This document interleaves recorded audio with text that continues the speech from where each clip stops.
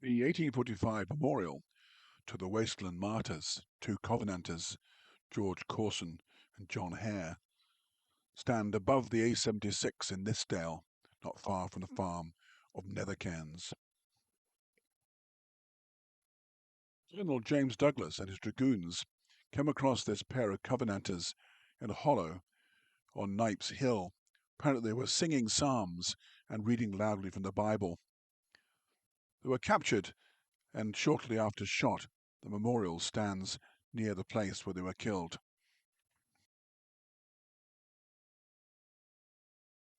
The inscription records that they died for their adherence of divine truth and attachment to the Covenanter Reformation. It goes on to say that they lived unknown until persecution dragged them in fame and chased them up to heaven.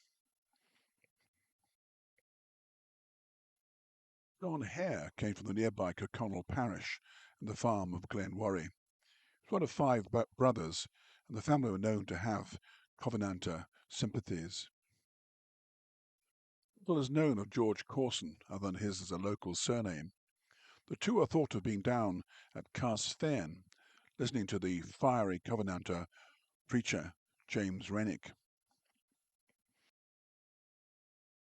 Colonel Douglas and his dragoons had already executed 3 Covenanters at Carsgaelach Hill, although 2 had escaped. During the so-called killing times, Covenanters who refused to accept the king as head of the church were rooted out and usually summarily executed. Some of these Covenanters had fought at battles against the king's troops, such as at Runyon Green, Bothwell Brig, and Drumclog. The site is overlooked by Cosencan Hill, famous for its mention in Burns's poem on Parnassus Hill, where he is expressing his love for Jean Armour.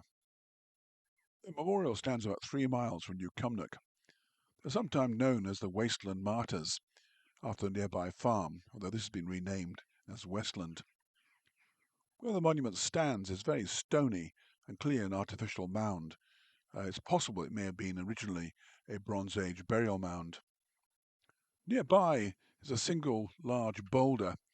There are mentions that back as far as 1837 there was some monument recording the site of their murder, and this may be the original monument, the more recent one being built in 1845.